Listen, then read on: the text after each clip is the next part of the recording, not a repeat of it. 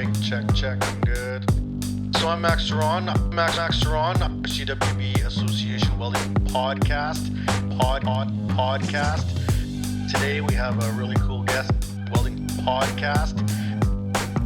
The show is about to begin.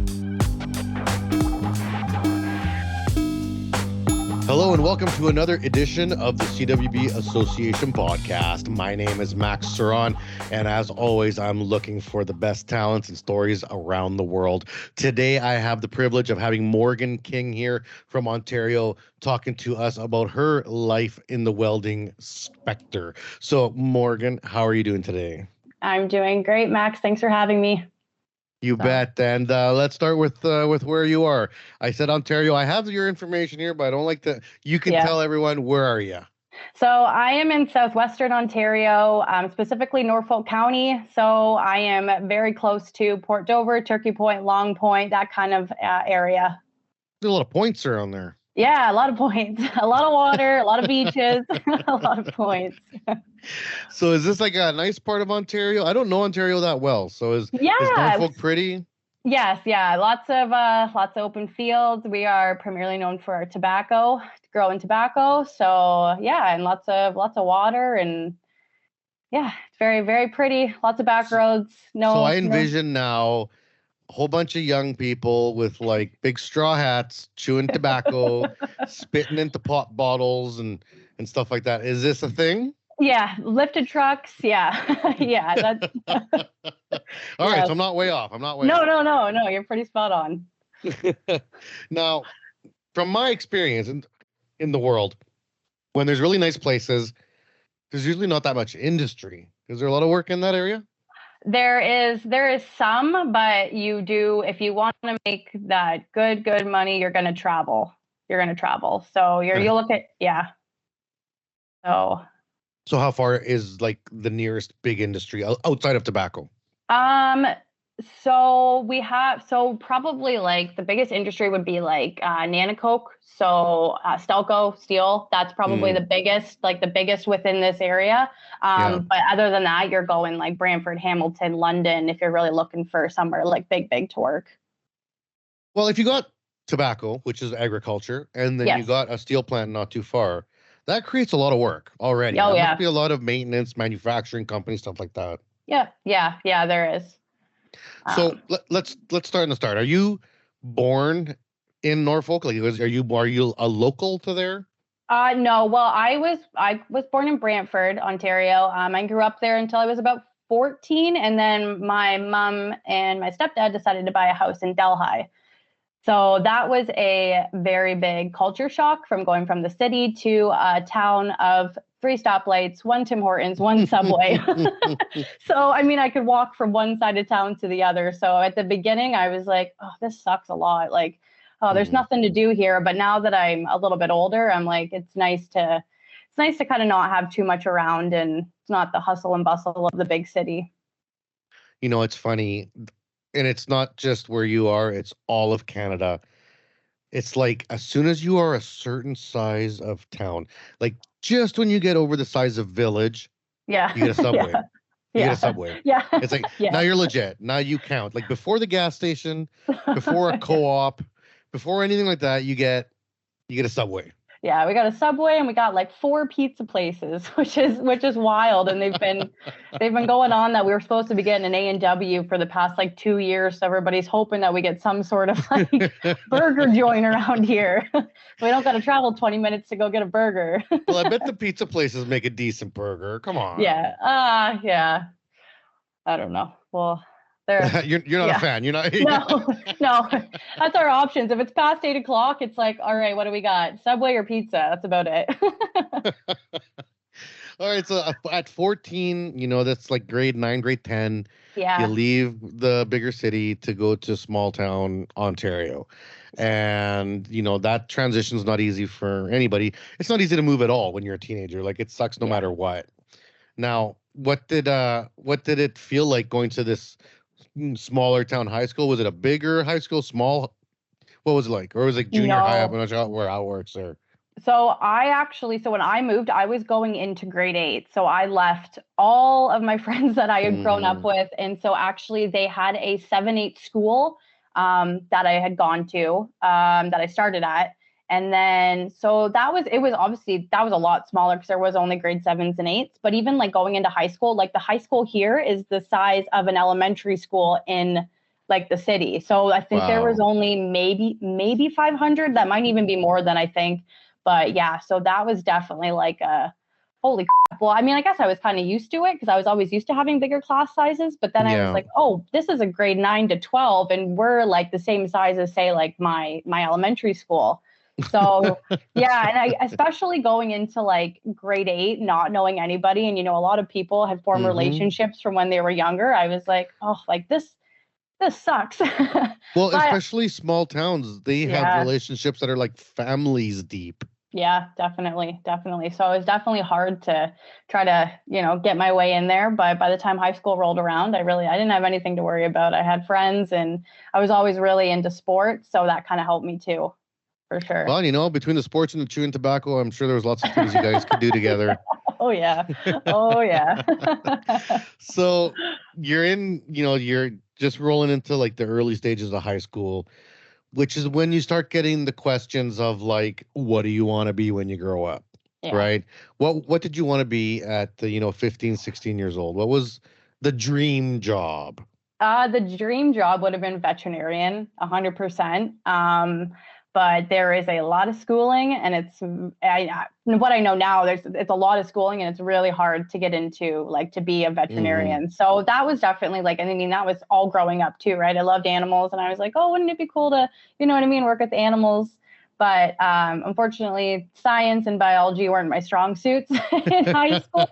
So that ship kind of sailed a little bit throughout high school anyway.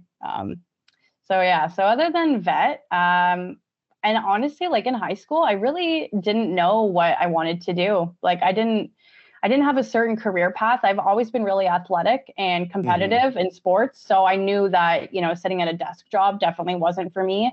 Healthcare, like nursing, was pushed on me a lot in high school. But I knew I didn't want to work in I didn't want to work in a hospital. I didn't really really want to work with like people every day. So not like that anyways. Not like that. Them and stuff, like. Yeah. So, so I honestly, even throughout high school, even honestly coming out of high school, I really kind of felt lost. Like I didn't know what I wanted to do. I mean, I took the cosmetology, I took the family studies, I kind of took the ones that my friends were taking. In hindsight, if I look back now, I probably should have, gone with the shop class, but those were the boys' classes, I guess. Like they were and they weren't. I guess I was just a little bit nervous to be the only girl or to kind of venture off from, I guess, what my friends were doing. So, so throughout high school, I didn't really know what I wanted to do. And what were the influences like around you? Like your stepdad and your mom, was anyone being like, hey, look at this, or hey, look at that, because there's always a little bit of like adults trying to tell you what to do. And it's usually based off what they know, right? Yeah. So no, like my mom's always been in like retail customer service type industry. So, and I knew I didn't really want to get into that either. My stepdad for a bit was actually an iron worker.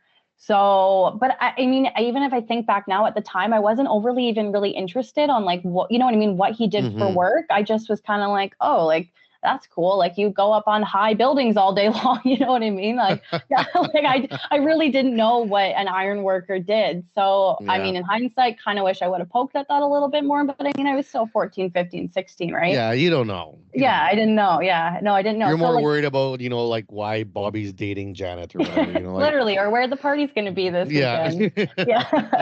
So that was, so I'm not overly like influenced. Like I'd say probably like it was more like the nursing healthcare was the only thing that was like kind of like pushed, be like, oh, you can make a good career out of that and you can make good money. So, but other than that, no, like the trades it was never really talked about. Like, and I think I graduated high school in like 2013. So it wasn't overly something that was like talked about not nearly as much as it is now.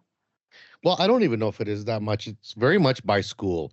I guess, schools will push it. Some don't even bring it up at all. Yeah. It's a big barrier that we face that Kids don't know what they don't know.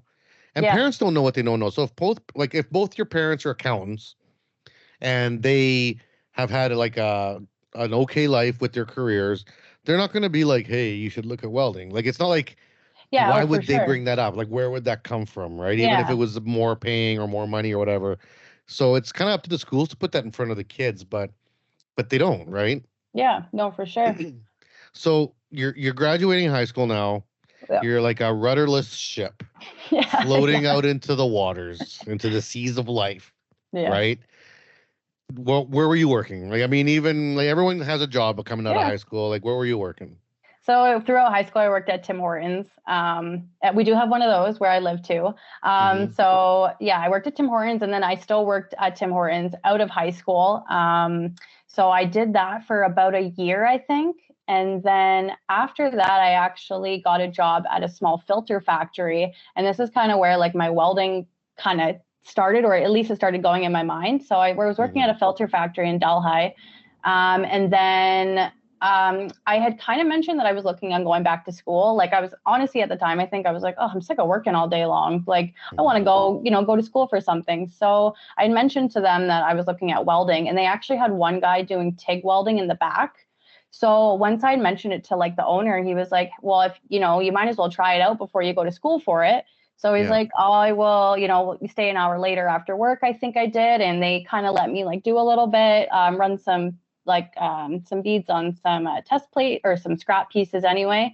And I was like, this is kind of cool, talking to the guy, like seeing what they do every day. I was like, you know what, I might give this a shot. So that was kind of my first this might be something, I'm going to be up moving every day, you know what I mean? Learning. But Working with your hands. yeah, working with my hands. Yeah. So that was kind of, I guess, after high school. And then obviously I had to do my little bit of research on, where or what kind of schooling, you know what I mean, you do need to go through or have to be able to get a career in the welding industry. So up until that point, when you were at this filter company and you're like, hey, what about this thing? It wasn't on your radar at all. Like, it wasn't even a thing that was floating around. Nope. No, it wasn't. No, I would have never. None of your never. friends, even guys from school, got into welding or nothing? Honestly, like, no, I honestly don't think so. Like, not that I can think about. It was never something that was, ever brought up. And it's weird to think back now. Like, I wish it would have been 100%, because I feel like it definitely could have changed the trajectory of, how far along I would be now. But yeah, you're young. You got lots of time. Yeah, I know. Sometimes I don't feel like it. I'm like, oh God, 30's creeping up on me. 30. I know. I know. But like, I mean, to tell you the truth, like I went to a kind of a prep school, like a fancy school. Yeah. There was no welding, and it was a big high school, so like my graduating class was like over 100, just like from my class. Yeah. And I bet I was the only welder that came out of that. You know what I mean? So like when we look at the world now and we're like, oh my God, why don't we have enough welders? Yeah. This has been going on for a long time. Oh, definitely. Yeah. And plus there was a window there where even if you went to school to be a welder, I don't know, it was like a weird span of about 10 years where even though companies needed welders, they were kind of being jerks about hiring welders. Like they were kind of making it harder than it needed to be for people to start. They're like, oh, we need 5 to 7 years experience. So all these people that were just coming out of college for welding or even had a little bit of experience couldn't find a job. And I thought that was really dumb, because I remember being in a company working as a welder and we're like, we need 7 more welders and these like young people to come and apply. And I'm like, oh, not them. Yeah. Yeah. But then next year it's like, okay, well, we need them even worse now. Well, if you would have hired that person a year ago, they'd be good. Right? Like, No, and I still feel like it's almost like the same thing. Like sometimes it's the same thing now. Right? Like I had just done a 30-hour program through the same college that I had took my like 8-month pre-apprenticeship program at, and the amount of kids that had taken the 8-month program and were still coming back to like take the night courses because they couldn't find jobs. You know what I mean? So it's like, it almost feels like you have to, a lot of places don't want to hire unless you do have that, couple years of experience. But if nobody takes in anybody that, you know what I mean, is fresh out of school, you're never, you know what I mean? You're never gonna get ahead. So let's back up. We jumped a couple steps there, and that was my fault. I took us down a side road. But you meet this the TIG person at the Yeah. filter company. Yeah. Which is interesting to me because I'm trying to envision what a filter company is, and I'm just thinking coffee filters, but it's not coffee filters. No, It's like automotive filters or like engine filters, or what is this? I think it was actually for like oil filters, like oil to like set or for oil, to like filter out oil. I think that's what it was. I'm Like don't for quote big me on that. machines. Yeah. So and the guy in the back did like self-contained ones, so they were obviously like really big stainless, like continuous filter systems, I believe. So Cool. So that was your first taste. You go home, you do a little Googling on welding, and you start seeing like the first things people see when they Google welding. It's like, oh, these cool action shots, people making money, all like the, like, hey, what are like all the cheesy like dirty hands, clean money, blah blah blah. All the generic welding stuff on the internet, and you're like, yes, I want to do that, or were you still like, I'm not sure? No, I think I was like, like, I want to do this. Like, I didn't really see very many women doing it. And I was like, oh, this is kind of be badass, to be honest. Like, if I could, you know what I mean, go do this and make something out of it. I was like, no, like, I do want to do it. I mean, looking back, I think I maybe should have done a little bit more research on what I was getting myself into. But I mean, in hindsight, I mean, everything kind of worked out. So yeah, what would it have changed? Yeah. Not much at all. Well, not much at all. So then then you got to find somewhere to go, right? Yeah. So what did you do? Did you just Google local colleges? How did you figure that out? Yeah, so I've always kind of been a homebody. I knew I didn't really want to go too far. I had just gotten my first car around that time too. So I was like, okay, I'm probably gonna, you know what I mean, try to have to work around school. So I should stay close to home. So there was like I had mentioned earlier, there was an 8-month pre-apprenticeship program that was within Norfolk County at a local community college. So I was like, and I believe when I applied, they do a January and September start date. So I was like, okay, this is perfect. I can apply, hopefully get in for January. So I don't have to wait that whole, you know what I mean, year to go to school. So so that's kind of why I had picked the school that I did, just because it was close. And from where I live now to where the school is, there's a lot more in that town. So it would have been easier for me to try to find some part-time work as well to work around like my school schedule. Yeah. So that's the reason why I picked where I And so what was the program? What was it called? How long was it? Tell me about it. Yeah, so it was just called Welding Technology, 8 months. So it went from January to August, I believe. So we learned, I believe there was like 12 of us when we started anyway. So we kind of did a rundown of like we did stick, MIG, TIG, we did math, we did a little bit of blueprint reading. But I mean, even like looking back now, we shoved a lot into 8 months.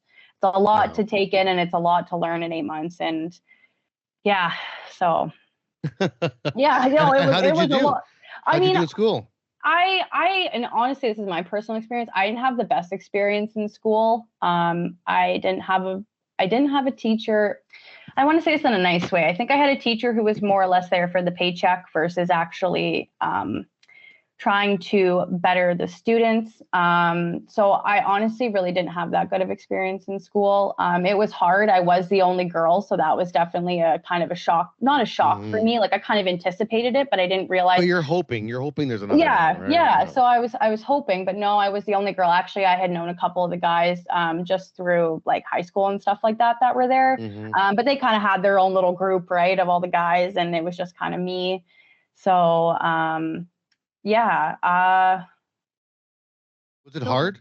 Yeah, it was. Yes, yeah, it was hard. It was hard to get through like a whole day without honestly sometimes getting frustrated. And like I know that you talk about sometimes like that little blue light, and I think back to it, and I don't even think in my 8-month period I really like that really clicked into me anyway, because I would like run a MIG weld and I'm like, is it supposed to look like this? Like it looks, you know what I mean? Like, is it? And the teacher would be like, yeah, that's what it's supposed to look like. And I'm like, okay, like, you know what I mean? Like, but because until you get that, you don't really understand what the hell you're doing. No. And like, I really didn't understand. So, I mean, yes. Yeah, it was hard. I mean, I guess, especially going into those summer months too, I was like, holy, like, what did I sign myself up for? And how did the rest of the class feel? Like, how did aside from you being the only girl, which is already going to put you in a position where you're sort of defensive, Yeah, kind of leery of comments, or you're hoping that they don't come, but you have to be kind of hyper aware, right? definitely. Yep. Now, aside from that, did the rest of the class struggle too? Was everyone like, what the heck's going on? Like, or did you sometimes what I see with classes, and I hate throwing teachers on the bus, but when there's weaker teachers, you'll sometimes see the students kind of rally with each other, Yeah. being like, okay, well, we all paid money. Let's figure this out because so and so's like whatever, right? Yeah. Yeah. Um, yeah, they definitely like they all kind of like I just remember specifically there was like we had to do a blueprint project, and Mhm. I have always struggled with blueprint reading. Like it's just something that doesn't like, you know what I mean? I have a hard time seeing what's on paper to make it into real life. But I remember that, and none of them really kind of knew. So they all kind of like got together and they were all trying to figure it out. And the teacher kind of wasn't, I mean, he was just kind of sitting in his office the whole time, unfortunately. So Mhm. yeah, they definitely rallied together. But like out of it was either 12 or 15 students that started the program. There was only 4 of us that graduated that made it through Oh, the whole thing. wow. So if that kind of even just kind of gives you an idea of, I mean, just after months, some guys wouldn't come back, or there were some kids at the end of the course that were trying to bribe the teacher to give them credits and stuff like that. Like, yeah, it was a very Wow. small graduating class. But Well, I and, mean, and considering everyone paid probably decent money for it, that's yeah, frustrating. yeah. So, I mean, yeah, that was it definitely unfortunate. But So sorry, go ahead. you're one of the 4 though. Yeah, I was one of the 4 that graduated. I mean, as much as I had gotten frustrated with my teacher and honestly with the welding thing and not really feeling like I had the support that maybe I should have through this kind of process, my mom was always like, you know what, just, you're in it now, do your best, graduate, get the certificate, even if it's Hmm. not something that you do for the rest of your life, you'll always have it underneath your belt. Yeah. So that was definitely a driving force, because there definitely were days where I was like, oh my God, like I'm the only one in here. You know what I mean? Like there's nobody else here on a Thursday afternoon. I'm the only one Yeah. in here trying to practice. And yeah, so Well, if you want to look at it from a different angle, you had a 25% female graduation rate, yeah. Yeah. probably the Yeah. highest in the country that Yeah, that was for sure. That's for sure. I never looked at it like that. That's funny. you can be like, my class was 25% women. Yeah. I just happen to be the only one. Well, you don't say that part. Oh, yeah. You want the stats to prop you up, right? That's true. Yeah. Now, I'm going to guess, because I was a teacher for a long time, and part of being a teacher, a good teacher, is that you want to inspire your kids. You want to inspire the students to go out there and kick, so that 20 years from now, when people talk about like, where did you go to school? Oh, Max was my teacher. That's always a good thing. Yeah. That was it's kind of like a legacy that you get to leave as a teacher, your students. And I love to this day when I see my students still kicking and succeeding. It fills me with joy to see them doing good, right? Yeah. Now, when you have a class where you're not feeling it, the vibe's not there. Yeah. I find that immediately translates into the work life, that those students then aren't that confident at looking for work. Those students are not that confident in their skills. So even if they get a job, they're like second guessing themselves, and they're more afraid than they need to be, right? Am I on track or am I off? No, you're 100% on track. That is probably the biggest reason why I didn't go into it out of school, was because, it's scary going into it. But I did not have the confidence. I didn't have the confidence. And I was like, well, if this is how, you know what I mean? If this is how my schooling is going to be from, from my teacher, how is the workforce going to be? You know what I mean? Yeah, it definitely, in all honesty, it really turned me off of trying to, get back into welding. Cause just definitely lacked the confidence. And For sure. so how did you approach that? Did you just walk away and say, you know what, I'm done with this for a while? Yeah.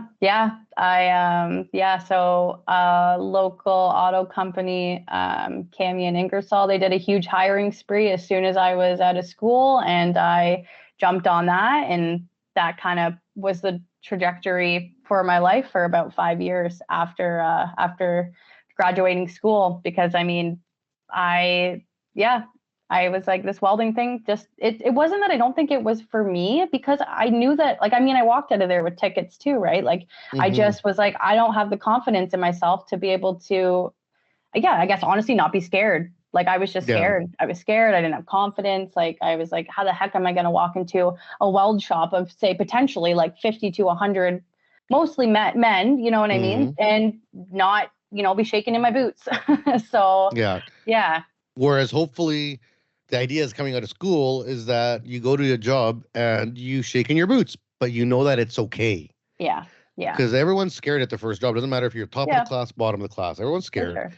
But it's okay. It's okay to be scared. That's the process. Every single person at that job was also scared day one, right? Now, the good thing about it, in my experience, is that most workplaces are better than what your experience at school. Yeah. I would say that very few companies, there are some, and I've worked for some that are terrible with ownership and management, but they also tend to go under or fall apart because no one wants to work for them, right? Usually good companies have good people because that's important. For sure. So 5 years working for a different place, was the welding bug still there? Like, what were you doing? What was the job you were working at? Yeah. So honestly, within those 5 years, where was a big layoff at KME. So I unfortunately got laid off from there. And honestly, there's about 4 years in there where I jumped around jobs like crazy. Like, I think at one point I thought I was going to be a sommelier. I was working at wineries. Like, I've done forklift parts picking. Like, I have done so many different like jobs within those 4 years. And I think a big thing was too, is I would, you know what I mean? I would work somewhere and I would get bored, and then I'd be like, all right, what's next? You know what I mean? So yeah, I did a lot. But in between that time, I actually was able to get a job. And this is kind of where I started getting back into the welding. An auto company, a local one, was looking for people who had MIG welding experience, primarily just to like take the parts off the robot that were bad and to fix them. So I looked at that and I was like, you know what? I'm going to jump on this. I'm going to try. I still have that, certificate in my back pocket. So I applied for that and I got the job there. So that was, I guess you could say, kind of my first little step getting back into the welding. I mean, it wasn't like, it's not like working in a fab shop or anything like that, but I mean, I was still holding a gun. No, welding is welding, man. Yeah. So I did that. So that was kind of my first little step. And then I had worked there up until COVID. And then after COVID, a lot of things changed. Obviously, people had gotten laid off. My seniority had gone way down. So then I kind of just got bumped down to working on like spot welding robots. And that's kind of boring. Pretty much, you just put the part in, send it, and it just goes around and comes out. So after that, the biggest thing. So with that job, we do we were doing a welding, like just kind of like a test or like a qualification, like you just get a little card. So they brought in an instructor a gentleman, he was older, but he said that he worked down in like the US and worked on like military vehicles. So he was doing my test with me and I go to run the first pass. I think it was like a first pass, like kind of stop and start. And then they would go and they would x-ray it. But I did my first pass and he looked at me and he's like, I don't tell anybody that I told you this, but he's like, you're too good to be here. He's like, you shouldn't, you know what I mean? He's like, there's something, you know what I mean? Like you've got this, you know what I mean? Like you're better than just, unfortunately, like just putting parts in a robot, you know what I mean? He's like, you've got something. So that was my first kind of like, you know what I mean? Maybe we're going to try and go back out and we're going to try and get a little bit of an ego boost, right? Yeah. Oh, definitely. It was. I was like, you know what? Someone actually thinks that I'm, like good at this, or you know what I mean? I'm not terrible. So that was definitely, it was a ego boost for sure. And I was like, oh great. So that was kind of my another little, I guess you could say, gateway into applying more for, say, like a welding fitting job. So then when he said that, then I started applying, you know what I mean? Literally probably anywhere within Norfolk County for a welding job. I was like, resumes were flying out left, right, and center. That's amazing, that little piece of information. Like, you go to school for 8 months, you finish even after the rest of the class kind of dies. You push through all that and you didn't have the confidence to even apply for one welding job. Yeah. You didn't even have the thought over the next 5 years to even look at what you spent money on for a certificate. Yeah. But one random person says one thing. Yeah. And that's enough to be like, boom, back. Yeah. That's all you need, right? You just Yeah. need that moment where you're like, yes, We're I gonna, can. yeah, Yeah. yeah. No, definitely. Especially from somebody that I don't, you know what I mean? I'd only met for say 15 minutes or whatever, right? I was like, oh, okay, cool. All right. So maybe I do got this. But yeah, no, it was definitely a changing point. I don't think that's anything I'm ever gonna forget. Just that Mhm. one. Because I mean, I don't know, maybe if he never would have said that, I might still be working at the same place. I'm not too sure, but yeah. So from there you start looking for work. Was it challenging? Was it a good time in the market? Was there lots of job openings out there?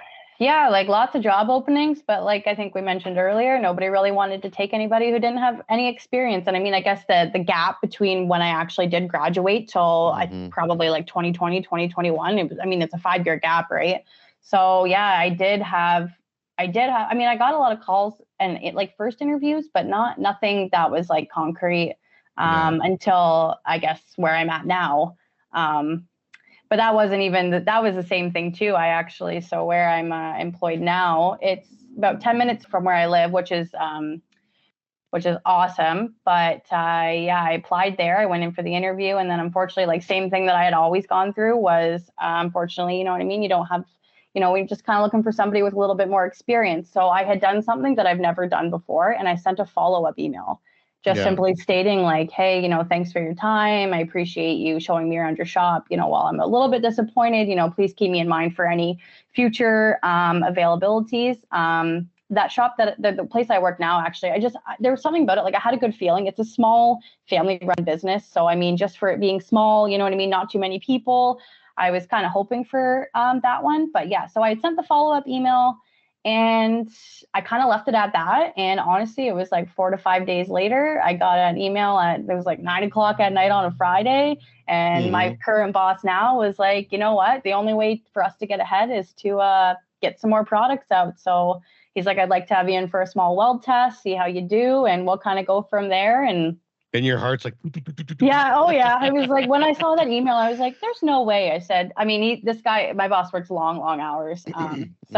now that I see him now, it makes a little bit sense. But I was like, 9 o'clock on a Friday night, like, but yeah, but yeah. So I mean, it was true. It was an email. So yeah, Well, it's I heard someone say once like applying for a job and getting turned down is the first step in negotiations. yeah, yeah, It's like you didn't get the job. Oh, really? oh, Why? yeah, yeah. Oh, the Let's ball's in get my into court. this. Yeah, yeah. Now. So what you're saying is you want me to start on nights? Yeah, yeah, You know yeah. What can we do here? But Yeah, yeah. So that's good. No, and no, it is good yeah, to pound those doors, right? Like, definitely, so definitely.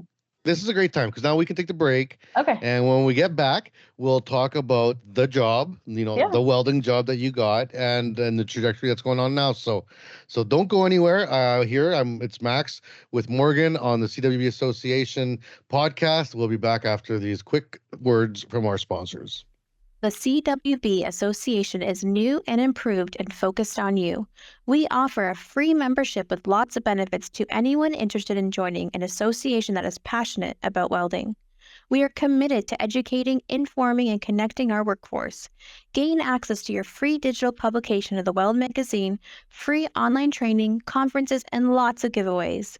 Reach out to your local CWB Association chapter today to connect with other welding professionals and share welding as a trade in your community.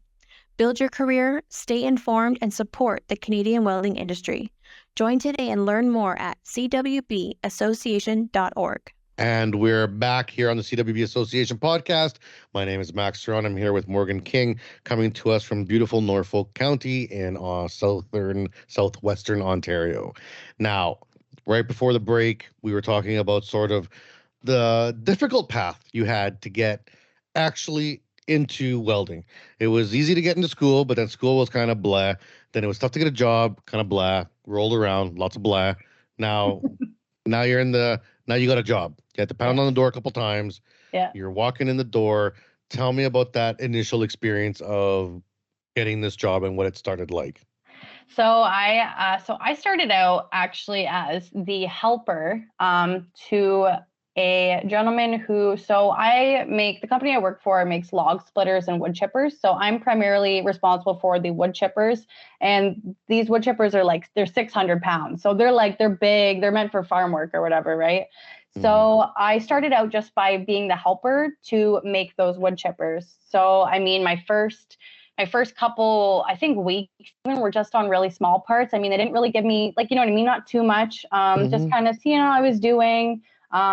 Very, very lucky and grateful for the supervisors that I do have. They were always, willing to help out and really take the time too. But yeah, so I just kind of started doing some small stuff. I mean, I was still so nervous going in that first day. I was like, oh no, what am I doing? Is there any other women at this company? No. I mean, except for one girl that was in the office, but yeah, no, I believe I was the first full-time female welder that they had. I do believe that there was a girl that they had for a summer. I believe it might have been a friend of the family's, but yeah, I was the first full-time welder in the shop. So it was definitely, I think, adjustment for the guys too. But I mean, they all took it really well. And I mean, now we're all, oh yeah, they're good. And if anything, I mean, even I think a couple months down the road, they were like, honestly, we're really glad that we brought you in, because it changes the dynamic of the shop, I guess, a little bit before the better. You know what I mean? All the guys are kind of, they're just having a little bit more, I don't want to say respect, but just a little bit, less more gross. Yeah, maybe that's the word that I want to use. Yeah, as a person who's worked in many all dude shops, it's pretty gnarly. Yes, that's a good word. That's a good word to use. Gross, a little less gross.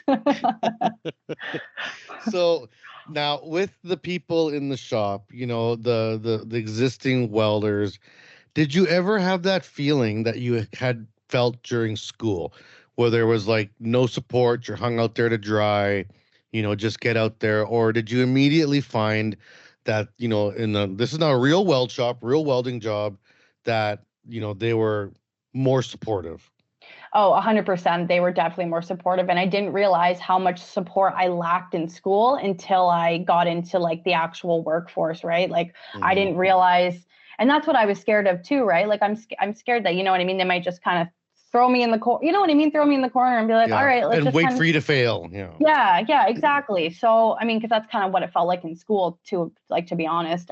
But yeah, no, they were 100% supportive, always making sure that, I'm okay, everybody's respecting me, and just me being a woman and stuff like that. So yeah, it was definitely a night and day difference.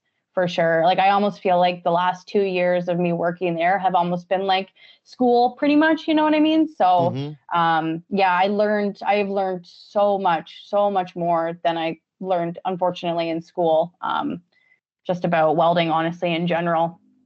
How does this fit in terms of where you want to be? Do you want to get your red seal? Do you see yourself going back and finishing off your papers, stuff like that? Yeah, most definitely. That was I just did a 30-hour night course, and that was to touch up on my stick welding. So I'm just honestly waiting for them back to go in for my 1, 2, and 3G. I still got to work on the overhead, and I kind of got to work on the vertical still. But yeah, my long-term goal is something, whether it's pipe, whether it's structural. I mean, in school, I really liked stick welding, and those are the only tickets that I actually came out of school with. So yeah, that's definitely my goal. I mean, I would love to be Red Seal and to be certified, but I mean, just for me starting out right now, this is definitely a good spot. But I am getting to that kind of 2-year mark where I'm, thinking about, what kind of are my next steps and what do I want to see myself really in, 5 to 10 years down the road. So. Well, in my experience, the best way to pass your red seal is to make sure you have a job the whole time, because so much of the exam is actually just practical experience that you pick up off the floor. Oh, okay. Yeah. Yeah. Then they structure the test like that on purpose. They say 30% theory, 70% practical. So, it'll be things that you hopefully encounter at work in terms of fitting or fabbing or putting things together. But when you see it on paper written down, it feels different, right? Yeah. It feels different than just doing it, right? Yeah, for sure. That's usually the biggest struggle for people that when they're trying to transition from work to school, is that things that you do every day now are written out on a piece of paper, and it feels like a completely different thing, but it's actually the same. The same. You It's just have just written out. it's just written out, and you're not used to seeing your work like that, right? Yeah, It's not definitely. like make sure that the 7018 rod was in a rod oven at 150 degrees Fahrenheit because blah blah blah. Even though you know these things because there's a sticker on the door that tells you make sure it's hot, right? But like these things Yeah. like that. Now, is your workplace? It sounds like an awesome place to work. Honestly, Oh, like I'm yeah. like I want to go make wood chippers. It sounds fun. Yeah. Would they support you during your school process? Have you ever had these conversations with them being like, hey, I wouldn't mind getting back to school. Can I still work here while I do that? Yeah, so it's funny you say that actually. So right now at my job, I'm in the process of actually switching over all my parts to a robot. So literally just this week, we completely tore apart my whole station. We got the brand new robot put in there. So it's taken up a ton of my space, but I'm hoping that it's going to help with the workload. So yeah, actually just a couple weeks ago, I had gone up to, there's a private pipe school in Guelph that I've been kind of looking at too, because I think I'm trying to get more into maybe like a private school versus like, the school that I had gone to before. So I had a meeting with him, which went really, really well. And I actually had a meeting with my boss to potentially talk about once this robot's up and running. And you know what I mean? I don't really want to leave them high and dry. They've been really, really good to me over the past 2 years. So if I can kind of, stick around to help at least get this set up and running, just because I am the only one that does know how to make all of the parts, that, sometime in the fall, if there might be, we might be able to work something out where I can still work and go back to school. So yeah, that was just maybe 2 weeks ago. I had that conversation with my boss, and he's like, I'm glad that you brought this up to me, now, because he's like, you know what I mean? Then, when that time comes and you do want to go to school, because the reason this school stood out to me so much is it is only 5 hours a day. So I can do the school and I can work. So he's like, he was talking to me. He's like, yeah, he's like, honestly, we'd probably just, bring somebody else in and you kind of train them, you know what I mean? But you're still working and still being able to work. And then when you're done your course, you know what I mean? We have your spot kind of, you know what I mean, filled, and, you're on to your next phase of your life. So yeah, he's really, really good about working with us to be able to kind of do or achieve our goals. Yeah. That we want to Advance do yourselves. in life. Yeah. Yeah, exactly. Yeah, for sure. So. And now, you're looking at pipe welding. Why pipe? What is it about pipe welding that attracts you? It's something I think I really have to think about, because I think my boss said to me was that, you have to also look at, what's going to come out at the end of this. What is the job going to look like? Where are you going to find the money? Are you okay with traveling? You know what I mean? So, yep. I guess I was kind of between structural and pipe. I've always really liked stick welding. I like that it's challenging, and I like being outdoors. So I thought that would be a good fit too. But I really just like a challenge. I like a challenge. I might want to take some time. And, I've never really traveled. I've never been on a plane. So wow. yeah, no, I know. I gotta get on one, but I'm scared. But I always think to myself, anything that I've ever done that scares me has always been worth it. So I just kind of gotta book that ticket, and I gotta go 100%. somewhere. So that's another reason too. So it's not like you're traveling for free, but you know what I mean? I would like to see all different parts of Canada, whether it's Alberta, you know what I mean? British Columbia, Nova Scotia, anything like that. So, and underwater welding would be kind of cool too, I thought. But I was like, I'd have to go try to maybe do a scuba lesson before I, you know what I mean, do something like that. It's more scuba than welding. That's what I've heard too. Yeah. I've heard that it's easier to take a scuba diver and train them how to weld than it is to get a welder to go scuba diving. So, but in the pipe general aspect, I'm always just kind of, I'm up for a challenge. I like to kind of push myself, and, Have you thought about any of the union halls? You got the iron workers for structural, you got the pipe fitters and the boiler makers for pressure piping. Have you ever thought about joining one of the halls? I know they're all hiring right now. Yeah, I actually did submit. So because I had been going through the 30-hour program, just over Instagram, I had been talking to somebody who works for the ironworkers of Ancaster, and I did apply there, but I did not get a job. I got a call, but it wasn't for a job. So yeah, so I don't know. I'm not really too sure. This pipe welding course that I was hoping to take, you do get your all position stick with that too. Yeah, So well, I the was, ironworkers won't offer you a job unless you have your all position 718 at least. okay, yeah, I know that's the reason why I had done the 30-hour program. Mm-hmm. But I mean, I didn't get all, I didn't, I mean, it's only 30 hours, right? I'm not going to learn Yeah. everything in 30 hours. So that's why I'm waiting to hear back from the college to see if they got any CWB dates coming up soon that I can go. And then I thought maybe they usually run them like I think 4 times a year. So I might try back in the fall. I was going to do the one in the summer, but I already weld 10 hours a day in the middle of summer. And then usually I was going right from work to the school to weld for another like 3 to 4 hours. And I'm like, I don't know if I might just take a couple weeks off and maybe we'll do it again in the fall.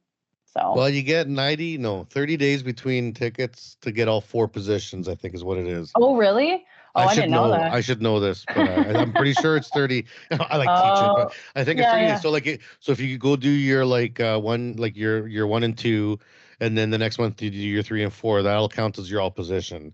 You don't have to do all 4 plates at once. So. Oh, okay. But you only have 30 days between like getting the first 2 to be able to get the second 2 to be able for it to count as like, oh, okay. Actually, I didn't know that. So I'm glad that you said that. Because like, I mean, some students break them apart because for some people it's just too much to do 4 in one sitting. Some people can't do it. Yeah. Other people can. Like, you just get used to it. Like I've done so many CWB certs in my life that I can do an all 4 plate 7018 probably in under 2.5 hours, all 4 plates cut and ready to bend. Wow.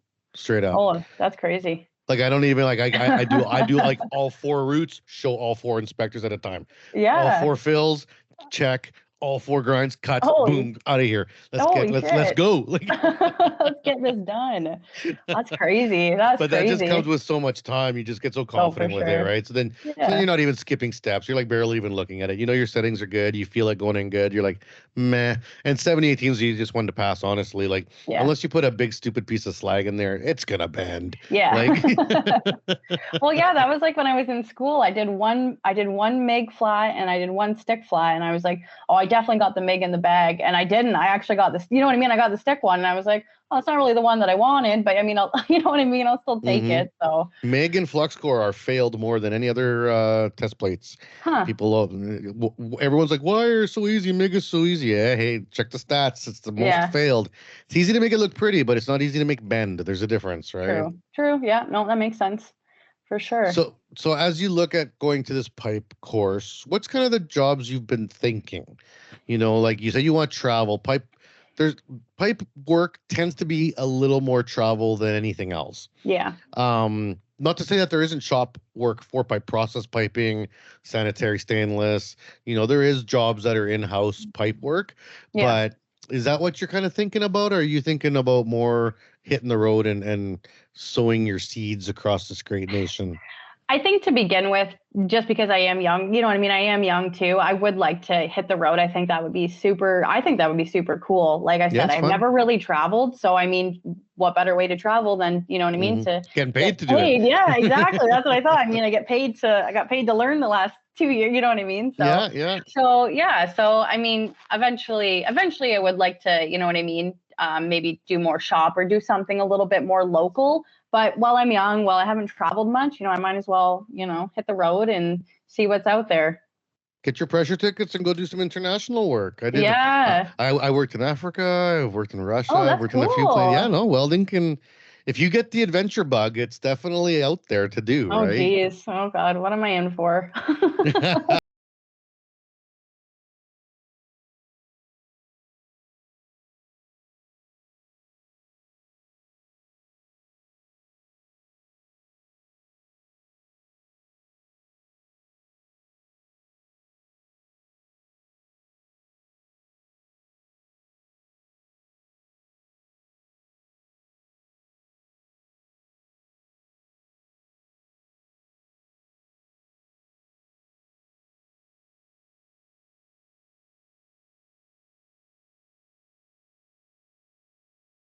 But if you're adventurous or crazy or you want to do wild things, then do them. You'll make way more money, but you'll also be a lot more lonely. You'll also have a lot of days where you're by yourself crying at Christmas because you're by yourself in some crappy hotel room in the middle of nowhere. Yeah. You get those days that are really down. They're very depressing days when you're on the road, but then you get your paycheck and you're like, oh, cha-ching. This Like, is it. This is why I do this. yeah, exactly. Yeah. And then you get home and you go to Mexico with your friends for 2 weeks.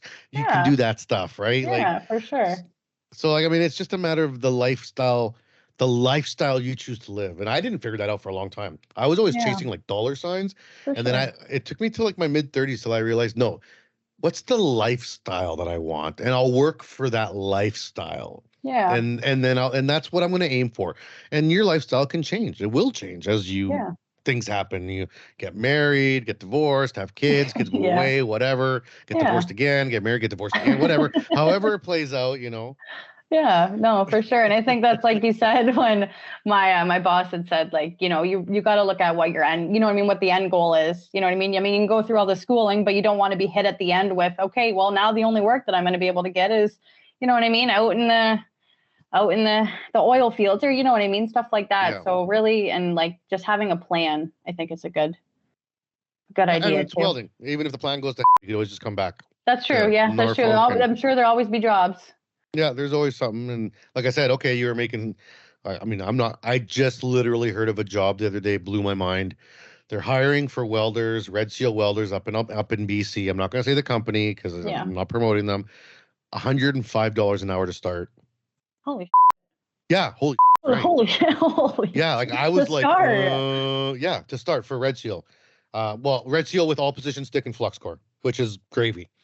And I was thinking 105. Wow. Overtime after 40 hours, double. So you're looking at $200 an hour after 40 hours. And they're doing 12-hour shifts. So you're blowing past 40 hours after 3 days. Like, I mean, holy dollar signs. Yeah, no, I was, this company was telling me about this job being like, hey, can you help us find welders? And I'm like, I'm going to apply. yeah. Like, I'm going to go get my certifications. I got my Red Seal. When do I start? Like, Jesus, like that's a lot of money, man. That's crazy. Of course, these types of jobs are not forever. Yeah. And this is the thing that all welders need to learn. It's just like the boom in Alberta. During the boom in Alberta, people were making $100, $150 an hour. Yeah. But it only lasts until the job is done. Then the job is done and it's over. Right. And then you got to find.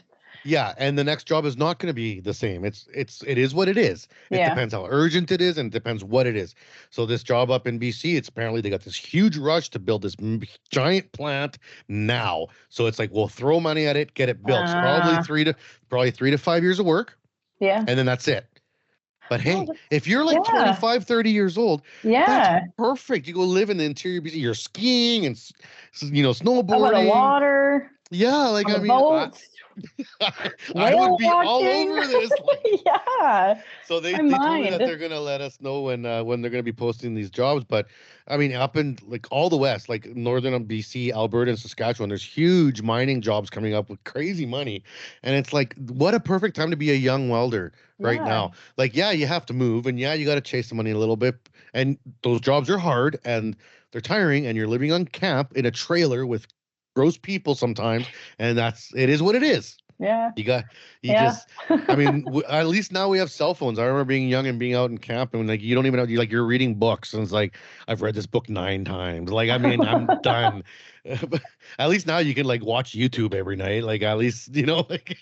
yeah, that's true. It's funny you say that, actually. I for the first time ever on Tuesday, I had forgotten my phone and my headphones at home. So I was like, oh gosh, like what am I going to do on my lunch break? So I went in the office and I was like, well, maybe I'll read the owner's manual for the wood chippers that I make. So I was sitting out there on the back pad reading it. And then all of a sudden I hear a beep, beep. And it's my boyfriend. He's waving my phone out the window. He's like, I got your phone. I was like, oh, thank the Lord. I was like, I didn't want to have to read this reading thing is for chumps. I know. I was like, in hindsight, I mean, I probably should have read them like 2 years ago when I first started. Because I mean, I learned a little bit, but I was like, I'm over here reading the manual for the parts that I make. But yeah. No, I mean, it's the work is out there. Shipbuilding, if you decide to get into that too right now, I keep hearing about all these jobs in shipbuilding. All over BC's hiring, Halifax is hiring. It's like, I've always thought that would be pretty rad to go build giant boats. Yeah. Like, I mean, I was at the Seaspan shipyard in Vancouver and I got a tour and they're showing me this giant boat that they're building, this ship. And I was like, so how many of these do you make? Oh, we got a contract for 15 of them. And I'm thinking in my head, oh, 15, that's not going to be. They're like, well, it takes 6 years to build one Oh my gosh. and 500 people at the same time. 500 people to build one ship. Yeah, like these things are huge. Oh man. And then you stop and think about every little railing, every step, Oh yeah. every single piece, every canister, every drawer, it's all steel, nothing wood. Yeah. So like everything is welded and tested, right? So it's crazy out there. So go to school, get your thing, and then man, look at what's out there. And if you want to get outside of Ontario, just start looking around. There's so much to do. And like I said, don't think so much about the dollars. Think about the type of work you want to do, right? For sure. Like, what's the adventure I want to have? Like the one I missed out on, I wish I would have worked up north.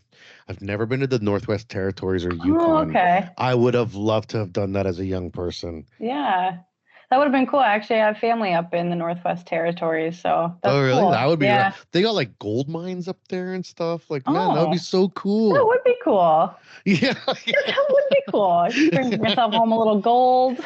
Yeah, no, when I was in Africa, I was working in gold mines. And, everyone's got like their little nuggets. They're like, this is the one I found. And I was like, I want a nugget. Like, I want to take home something. Yeah. Oh. Awesome. Well, we've blown through an hour here like nothing. Yeah, I know. It's been crazy. fantastic. So let's get to the end of the episode here where it's about your future state. We talked about possibly pipe fitting, getting your red seal definitely in the books. Yeah. What are some of the other kind of pipe dreams, pardon the pun, that you have in terms of your future? Like, do you see yourself as a business owner possibly someday? Do you see yourself maybe as an advocate for women because of the negative experiences you had, or maybe a teacher even someday to because of the, usually when you have bad experiences, you want to fix them for others. For sure. What do you see yourself doing? So actually right now I am a mentor through the CWB Women in Steel program. So I actually just got signed up with my first mentee a couple days ago, I believe. So I've been talking with her back and forth, which has been awesome. And then actually over the weekend, I just finished up doing a bunch of horseshoe projects. So I did a whole bunch of flowers and butterflies. I did it all for Mother's Day. So, I mean, yeah, like I would love to, a business might be more like way, way, way down the road. I think I still have obviously a lot to learn, and there's a lot to learn within the welding industry before I maybe take those kind of steps. But yeah, I mean, like from being able to build something on my own, from start to finish and seeing that final product, like after it was painted and everything. And I was like, this is pretty cool. Like I would love to, do something like that one day. Yeah. I mean, I think I would love to be able to like open up, say, my own school or something, like something small within this area, just something different. I think something maybe for, welders who are looking to just specifically get, one process, not like a, like an 8 months. Private classes. Yeah. Yeah. Private classes. So that's been something on my mind just because of obviously me not having the best experience in school and really trying to make that more open and welcome to women.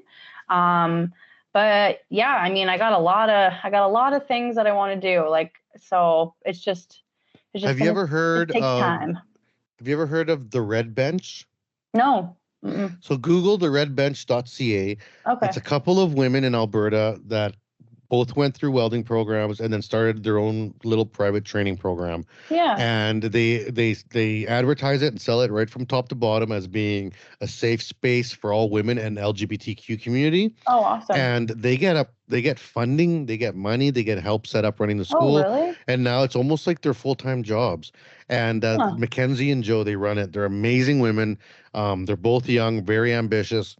They work like other full-time jobs, but they started out like a collective where they actually have other women come in and teach classes and do stuff. And that's awesome. Yeah, and it's a really, really awesome like formula for a business that's like new. So it's like owned by like the people that go there. So like you buy like a membership and then you actually help the school run. And it's really neat. So it's all just like women supporting women and people in the in other communities.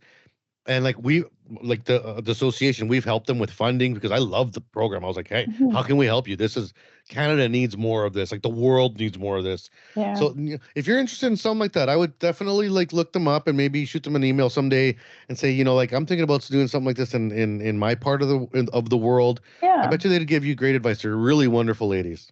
Yeah, no, that would be awesome. I've never heard about that. And I'll definitely probably once I'm not, or we're done recording this, I might actually check that out because that's actually like that is really, really cool. Yeah, definitely with I'm definitely very passionate about helping women try to get into this industry. So that would be awesome, actually, if I could do Awesome. something like that. And now for the final question, and you probably know what's coming, but if you could go into your time machine, and you're just finishing your 8-month, actually, no, let's go back even for day 1 of the 8-month welding program. You don't even know yet that it's going to not be what you wanted. You don't even know. You're just scared. You're the only girl. You're looking around. There's 11 guys and 1 girl. Yeah. What piece of advice would you give yourself now? Like if you could go back in time to yourself? I would say really do your research in the welding industry so that what your plan is coming out of school. I think that you go through this 8-month program and you learn all of these different things and it's overwhelming. And if you have a plan to, what kind of your end goal is, I think it's easier to even go through school because then you kind of know, what do I really want to do? What do I really want to hone into? Do I want to get into the MIG, the TIG, the flux core, the stick? So then when you're out of school, you don't feel so like, okay, now, now what am I going to do? Yeah.